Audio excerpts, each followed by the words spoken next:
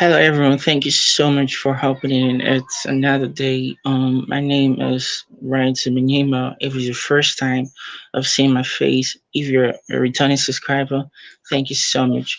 But if it's your first time, my name is Ryan Sibinyima. Like I said before, um, I'm a medical student studying medical radiography, and I'm based in Nigeria. I'm currently in my third year, and apart from my medical studies, I'm also a proficient freelance medical content writer. And today I have an amazing guest speaker. She's a coach for anyone out there that wants to, be an author. You're a writer, you're looking aspiring to be an author someday. She's an amazing personality. Hey, Fallon, could you introduce yourself to the audience? Hi, I'm Fallon Clark. I'm a book coach, developmental editor, and a content writer. I work with authors of fiction, nonfiction, and memoir to help folks plan, strategize, and write their books. And if folks have already written their books, I help them developmentally edit for content, audience, and sort of other things. So there's a lot going on in the book space. There's plenty of to do for authors, depending on where they are in the process of writing their books, and whether they're thinking about it, have started, installed, or have a draft and they need some direction on what to do with it. So it's a lot of fun. Every day's a little bit different, and I think it's the best job in the world. Amazing. That's an amazing intro, Fallon. So we have few questions for you to answer for the public. You ready? Sure. All right. So I want to put a disclaimer out there. If I'm looking down words, I'm reading the questions to Fallon, right? So you're wondering what's random looking downwards for. So I'm looking downwards to read the questions to Fallon. That's all. Thank you. So the first question goes this way. Fallon, you ready? I'm ready. So what inspired you to become a book writing coach, right? And what are the key principles or strategies you emphasize in your coaching practice? What do you have to say about that? Yeah, so those are sort of two related and distinct questions. So, becoming a book writing coach was sort of this long path. It started, I went to college. I got a degree in English literature from a private university here in the United States, a degree in English lit and a backing in philosophy. And I wanted to be a writer. My original plan was to move to New York City. I wanted to live in the city, work at a big five publisher, potentially become an agent years down the line. I had big dreams. I had the degree in hand, and I hit a brick wall when I realized that it's incredibly difficult to be hired at a big five publisher in the city without having worked for another publisher first, or without having an unpaid internship at one of those publishing houses under your belt. And, for me, coming out of college at the age of 22, I had the degree. I also had a massive pile of college debt to pay back. And I came from a poor family. There simply wasn't any leftover funds for me to go to New York City and live without an income for 6 months. It was not possible for me. So I couldn't, I tried to get the internships. I wanted to put that effort in, and it didn't work out. And 22-year-old me had to, sort of take that dream and put a quiet lid on it for a while, because I knew I needed to do something different for now. I had bills to pay, college debt to pay back, and I needed to focus on that. And so I did. I got the job that I needed, and it was a job in the corporate space, in the health insurance arena, which was fine. It was a job that paid the bills for the time, and it was a job that I sort of hated. On some deep fundamental level, it felt like the wrong place for me to be. But on sort of the other side of that, it was a really important experience for me to have at that critical part in my life, working in the corporate environment, because I learned about the principles of business management at the time. I learned how to manage projects, and how to manage people, and how to ask the right questions, and how to perform data analysis, and how to do all of the stuff that, corporations or companies can do with teams of people. And now I have the skills to do them for myself, and I never would have been able to learn all of those things without, sort of that corporate experience. But at a certain point, I'd worked in the corporate world, and I was managing projects, and I was working with teams, and we were doing some really cool things. But I kept coming back to, I went to college for a reason. I had dreams, I had passion, I had a purpose, and now I don't. Now it feels like I'm this corporate stooge. I don't want to be doing this anymore. So I sort of made my way back into the book world. I had done some editing for book folks way back in the past when I was coming out of college and trying to become an editor all those years ago. So I leaned on that early experience. I took my project management skills and I turned it into a book coaching and editing practice in early 2022 when I went solo for myself. It was a long road to get there, but I think it was necessary for me. It was fulfilling a part of my soul that needed to be fulfilled, that felt like it had broken off and was disappearing while I was working in the corporate world. And the sort of the key principles or strategies that I pull into that coaching practice are really based in corporate project management. It's so beneficial to understand how to plan and organize and strategize around a book planning project, because writing a book at its core is a massive project. It's a long-term project. It takes a long time. Most people don't have a great ability at seeing the long-term plan. You can see a few months down the road, even a few years, but you may not be able to picture yourself 10 years from now. It's a functional, psychological limitation that people have. And so I help them keep themselves on track through these massive projects where they can't see the road ahead, but I know what the road ahead looks like, so I can lead them around the curves to get there. And it's mostly, most of the time, it's about asking the right questions, about getting the author to pull out that information that they already have trapped inside of them and be able to conceptualize it in such a way that they can get those thoughts into words and put them on paper. And it's the coolest thing to sort of just to strategize and then just see the flow of writing that happens after the writer's had that little bit of planning and feels good about what comes next. Wow. Wow. That was so inspiring, Fallon. Thank you so much for sharing that with us. So I'm kind of like curious about something. Before Sure. I furthermore to all the questions you have, did you initially wanted to study English literature? I did. Yeah, that's what I went to college for. I wanted to work as a book editor, and I had plans to write my own stories too. So I wanted that foundational knowledge of literature and storytelling under my belt, because I felt like that's what I was going to need to be successful working with books long term.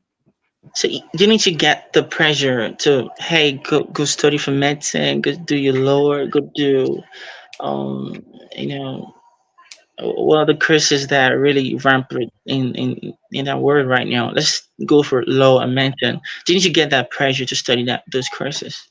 Oh yes, oh yes. I almost was a mathematics major, Ransom. I sort of started where I didn't know whether I was going to pursue English literature or whether I was going to pursue math, and I was good at both. And I kind of realized in my first year of college study that the English literature courses made me excited to learn. I wanted to put in the work. I wanted to write the boring essays, and I wanted to read the school books, and I wanted to do all of the stuff because it felt good. And the math feels good to me too.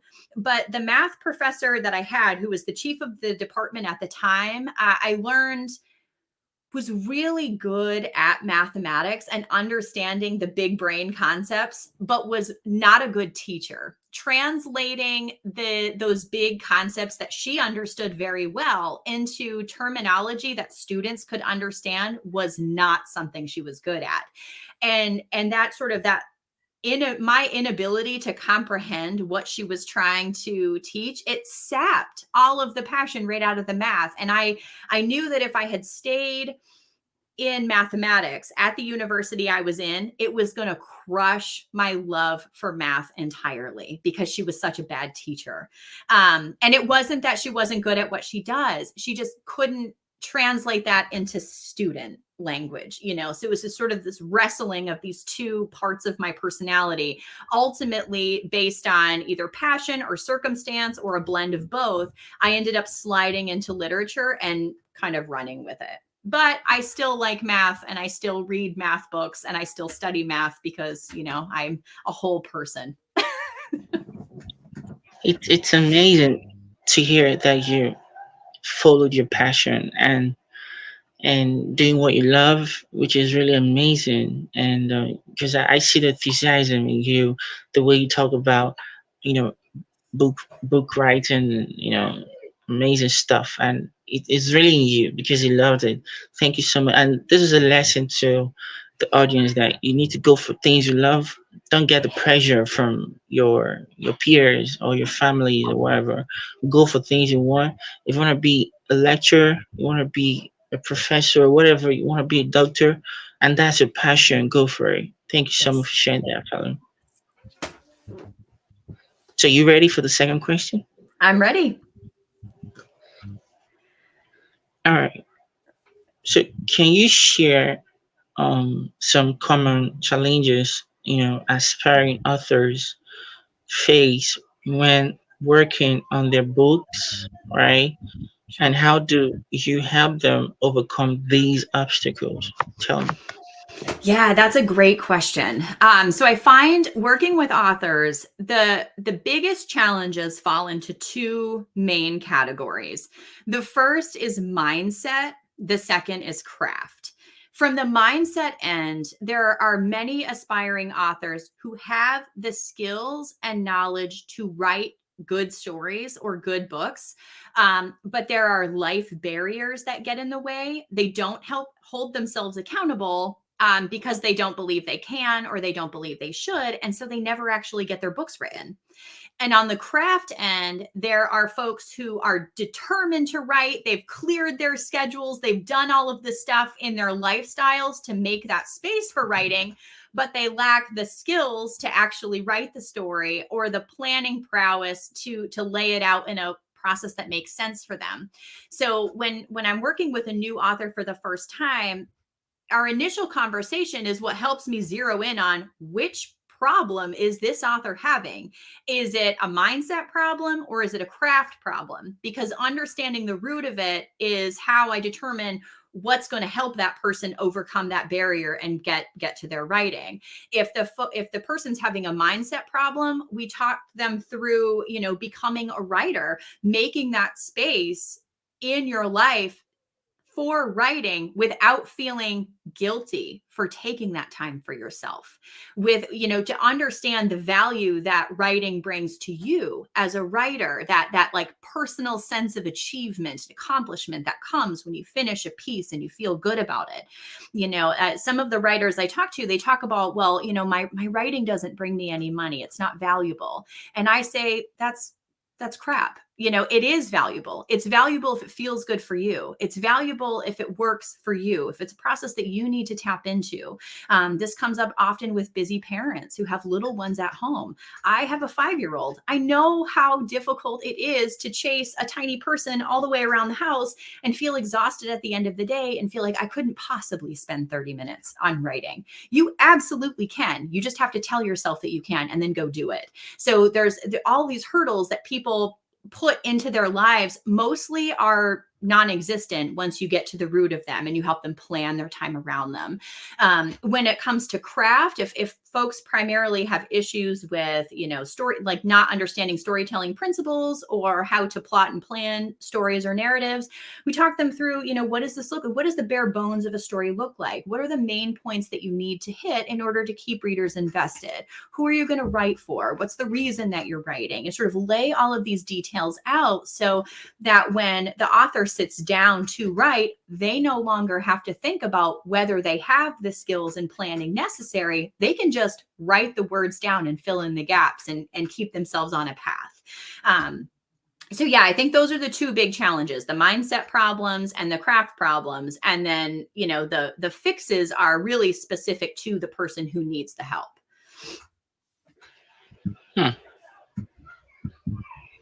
Those are very big challenges we writers face actually. Yes. Thank you so much for sharing that. So if you're an aspiring author, Fallon is an amazing personality that can help you. So even though you have other challenges you're facing that she didn't mention, she's there for you. Just reach out to her. She's willing to help. Fallon, thank you so much for sharing that with us. Yes, thank you. So moving on to the third question. You ready? I'm ready. So in your experience, right? What are the most uh, important elements, sorry, of a successful book, and how do you guide authors, in developing these components in the writings? So tell us. Sure.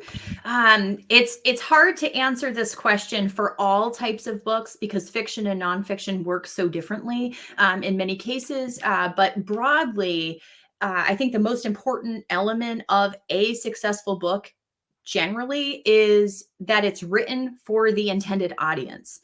It's amazing what happens when you take a story that's really supposed to be for children, but then you pick it apart and you realize this is written for an adult person. The language is not specific to kids. There are words in here that children haven't even learned yet. They're not going to understand the meanings of these things. They're not going to understand these big, more cerebral concepts, the philosophical arguments that the author has peppered in. So really, did you intend to write this for a child, or is this a book about children written for adults? And there is a difference there. So really figuring out, who are you writing this book for? Why do you want to write it to them? And what do you want to say to that person who's reading your work? I need to know the answers to those questions. And then we help the author really hone their language, their skill set, and make sure that they're sharing a message that the reader is capable of understanding. It's sort of the difference. I think about it in terms of like technical manuals, for example. If you're writing a technical manual for someone who doesn't know anything at all about the technology, it's a very like layperson guide. It's sort of something you can read, like the instructions you get in one of those DIY pieces of furniture you put together. But if you're writing a technical manual for experts in the field, the language that you use is very different. They understand those big concepts. They don't need the vocabulary lessons to be able to understand. So that's really what we're doing, is figuring out who is the audience, how much do they already know, how much do they need to know, and how are you going to deliver that information to get it to them. And so that's what I see as the biggest mark of a successful work, is that it's actually written for the person who's reading it. Wow. Hmm. That was an amazing explanation right there, Fallon. Thank you so much for sharing that with us. Sure. And I believe that the audience greatly appreciate that. Hmm. You've been an amazing guest speaker, Fallon. You've been sharing amazing narrative on these questions, and I believe that the audience will greatly adore you for that. I Absolutely. hope so. I hope it's valuable for the person who needs to listen to this, to Yeah, have this information. Because I mean, there is no one definition of a writer. It can be anybody. It's the IT guy down the street. It's the college student slaving away at night. It's the woman who stays home with the children. It's anybody can be a writer. It's a process of finding that talent, that innate talent that we all have for telling stories and sharing our experiences. absolutely. Yeah, absolutely. So we have few more questions to go before we wrap up the session, Fallon. Sure. Um, so the fourth question goes this way. Hmm. How do you feel about that fourth question? You ready about it? I'm ready. It's kind of like tricky. So Yes. you sure? Yeah, let's I think it's important, an important question for the audience to hear. All right. So with the rise of self-publishing and digital platforms, right? How do you advise authors on navigating the ever changing landscape of the publishing industry. So tell us what are your thoughts on that question? Yeah, it's interesting. I love to see the rise of self-publishing. I think about it, the old traditional publishers, even the big 5 that I at one time in my life really wanted to work for the big 5. I would never accept a job with the big 5 today. And there's a reason for that.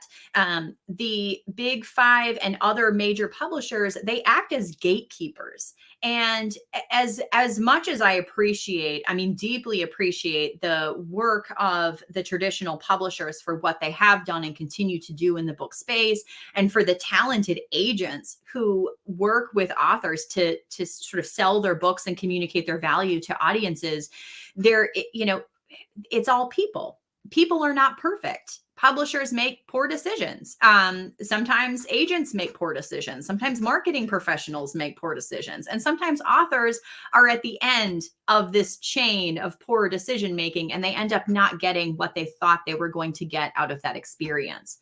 But with the rise of self publishing and with hybrid publishing that really works with authors more directly and keeps them in control of their publishing paths, there's so much more opportunity for authors to write what they actually want to write and not what a publisher believes is going to sell. And because of that, we're getting so many more diverse stories and diverse experiences. And there's so much stuff for people to choose from. It's no longer isolated to this pretty little package of stories somebody believes could make them $1 million. It's everybody's story, and everybody has an important story to share. And I think that is so cool to see. And on the sort of the middle of that, you've got your traditional publishers and your self publishers, but there's sort of the sweet spot in the middle too of the small indie publishers and the hybrid publishers who do really cool things for the authors that they work with.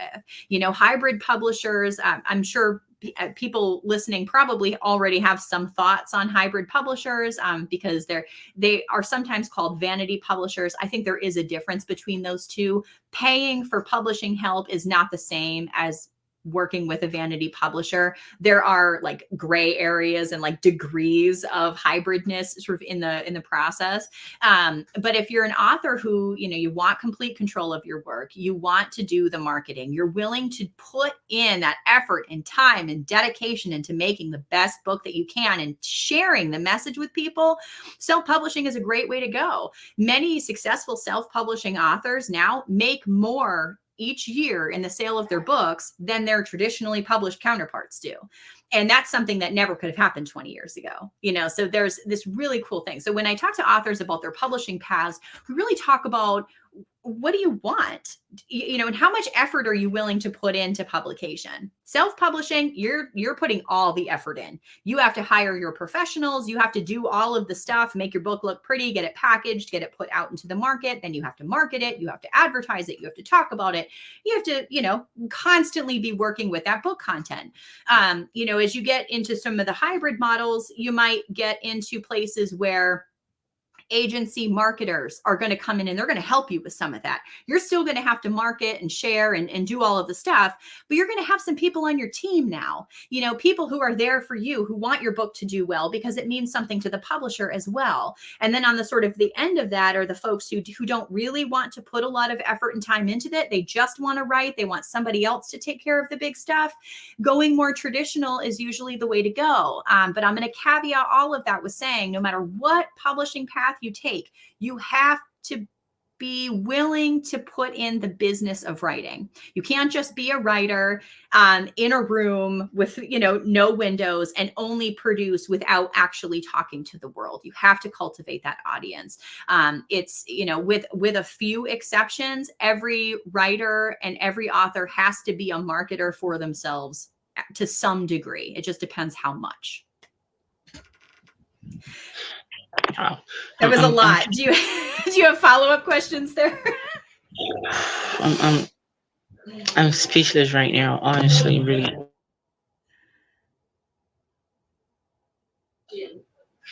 really speechless right now.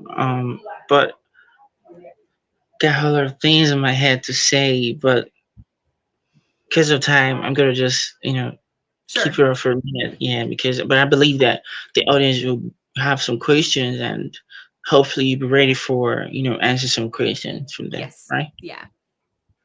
Yeah. So we're gonna add, how you can reach out to Fallon if you have any questions, because me have hundreds of questions right now. Many questions will just pop in my head. It was like, but because of time and sort of just to break everything in sequence, so I won't make this video long, to be kind of like boring or something. So you have questions, like I said, just go on the YouTube description below and just reach out to Fallon and ask her those questions, because I'm going to ask her my own questions Yes. soon.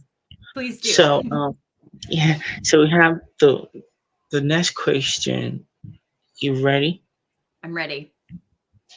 How on a scale of 5, how ready are you? I'm like 10. I have notes on this one. Kind of 10 out of vibes. 5. All right, that's amazing. That's amazing. So all right, so many writers struggle with, including me, right? Many writers struggle with finding their unique voice and styles. How do you help authors tap into their creativity and develop a writing style that resonates with the audience? So, what are your thoughts on that?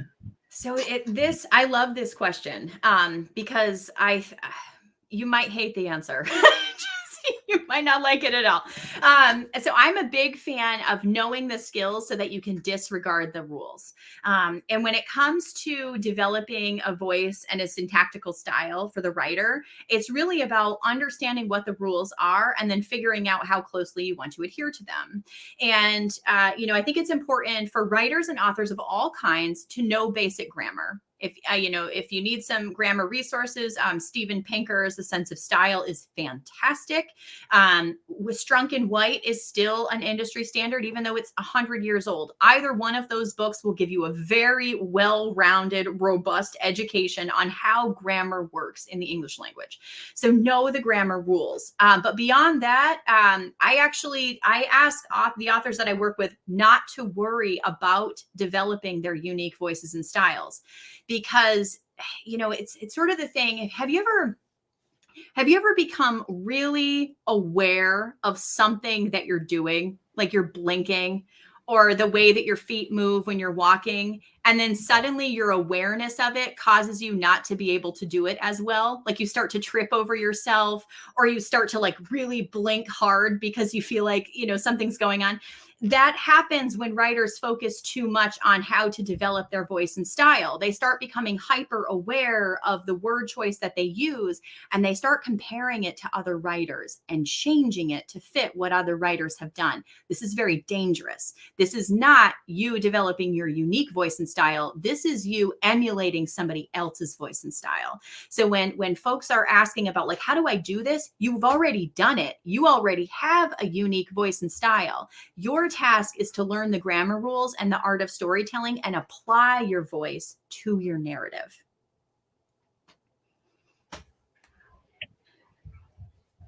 Wow. You know, this question made me realize things about plagiarism, right? It's really crazy. Like you said, one should go with their own, you know, particular and familiar creative voices Mhm. and styles than emulating or copying from others. Because Yes. you won't go far if you're copying from others or being in a competitive spirit with other writers out there. You just have to do your own thing on your own pace and Yes. just take it from there. I tell people, especially my audience, I tell them that nobody's gonna market you unless you do yourself firstly. You have to take. Nobody's gonna recommend you for anything if you don't market yourself. If you don't take that step, nobody Yes. knew about my services a few years ago. Nobody knew I was a medical writer. Nobody knew I was a medical student studying radiography. Nobody knew that I have YouTube. Nobody knew that I had a podcast. Nobody knew about that. it was made up how I was, marketing myself continuously, with a lot of strategies that people got to know that, hey, this person is a medical writer, this person is a student, this person has a YouTube running in the background, something. So, and they are already recommending me for a couple of, jobs opportunities out there. Been invited for a couple of talkings with other medical students in the UK, the US too. So that is the power of taking that step. Like Fallon said, you need to not only learning your own familiar voice, you need to add storytelling to push you forward because people really enjoy storytelling the more. So thank you so much for sharing that with us, Fallon. Sure. Wait, in just 2 minutes, tell us what do you think about plagiarism? What do I think about what? I'm sorry. Plagiarism. What do you think about that? In just 2 minutes. Plagiarizing. Yeah, Uh, plagiarism. Yeah. plagiarization it's a humongous problem in the book world, and it's getting worse, I think, on some level too, especially when you're talking about the technology tools that folks can use to make their writing more efficient, faster, or other things. I'm sure your audience has heard of Chat GPT at some point, or Claude AI, or any of the number of AI tools that are available for writers. But of course, these tools all are trained on existing content. They're not real people. They can't actually think. They're pulling examples from the internet and from unwitting volunteers who may not actually be voluntarily giving their data for parsing. And so it's this very interesting thing with plagiarization. It's easily avoidable. It's easily avoidable to not plagiarize. And so just do that. Just don't plagiarize. It's easy to not do it. So don't do it. It's much harder to go find something that you wish to plagiarize and try to craft it into something that looks like it's passable and it might actually be mine, and still gets found out anyway. So instead of putting that effort and energy into trying to hide your plagiarism, just write original content, and you're gonna excel above anybody else, because you're putting in the work and doing the stuff that you need to do to become successful. But you're also not going to be constantly worried that someone's going to find you out and that you're going to be, outed as a hack. And, there's nobody, that reputation will follow you forever. In the world of a writer, it's going to be incredibly difficult for someone who's a known plagiarizer to be able to find a credible writing job in the future. So just don't do it. Just don't do it. And if Yeah. there's, if you're an editor and you're working with a book and you're worried that your author may have plagiarized something, there are a number of editorial tools that can help look for plagiarism too. Even like Pro Writing Aid and some of the other bigger tech tools can run plagiarism checks, and they'll match the language in the document to other places on the internet and help you find those things that could be problematic. So look for them, weed them out, write something original instead, and just move on. Absolutely, absolutely. Thank you so much. So, lastly, we have the last question I'm going to ask you because of time. So, in a nutshell, can you share a success story or an example of a client you've worked with, highlighting the transformation, underwent from aspiring writer to being a published author with your own guardian. So, in a nutshell, what are your thoughts on that? It's hard to choose just one story, because it's so cool to see how different everybody's transformation actually looks. But one that I feel sort of especially proud of is an author who had written a manuscript and had approached me for some help, editorial help, sort of get through to transform it into something that could be published. And I had asked the author, what are your goals with this? What do you want the book to do for the readers, for the audience? What do you want them to do with the information that they're receiving from this? And the author really wanted the reader to be able to take the lessons they were seeing in the book and apply them to their own lives to fix some really potentially dangerous or challenging circumstances that these people might have been facing that would have led them to even read a book like this. And, listening to the author talk about, she really wanted to highlight the stories of the people who did amazing things despite some really terrible conditions that they found themselves in. And when we started to sort of pull apart the book and look at it, the individual success stories had been buried in one chapter or another. They were sort of all smushed together and put in this pocket, and then there was all of this other writing around it. But the inspirational stories of the people who transformed their lives, the entire purpose that the book existed was isolated to this tiny section of a few pages. And it seemed like such a shame. The entire purpose of the book is to show people the power that they can tap into if they believe in themselves and they're willing to put the faith and energy behind transforming their lives and changing their circumstances for the better.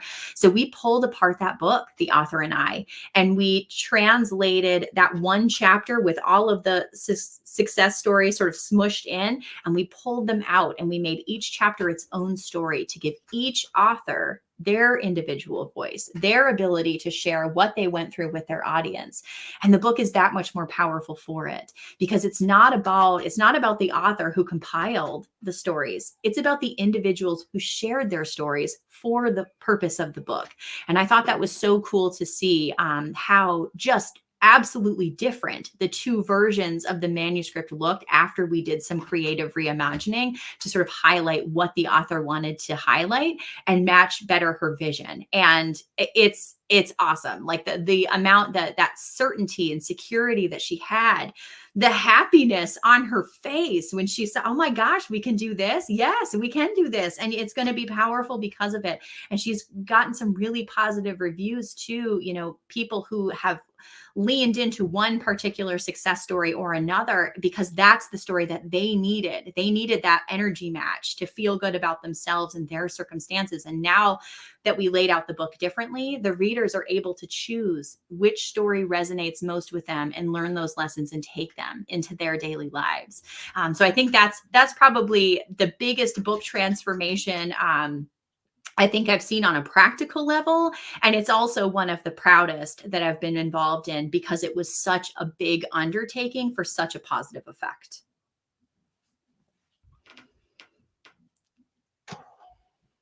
That was amazing, Fallon. Thank you so much for sharing your narrative on these questions. We've come to the end of the session, and so what are your last words for the audience before we just wrap up the session completely? Last words for the audience. If you have any desire at all in your bones to be a writer, the only thing that you need to do is write. Start today. Just do it. Put some crappy copy out and just start and shake off that anxiety about starting something new. Just start it. You'll feel better about it. And when you tap into it, you can only get better from there. Thank you so much for sharing this, Fallon. So if you love this content, do well to like, subscribe, and share to your network. Hopefully, someone in your network will really, really adore this video. Thank you so much, Fallon. Thank you, everybody. Thank you.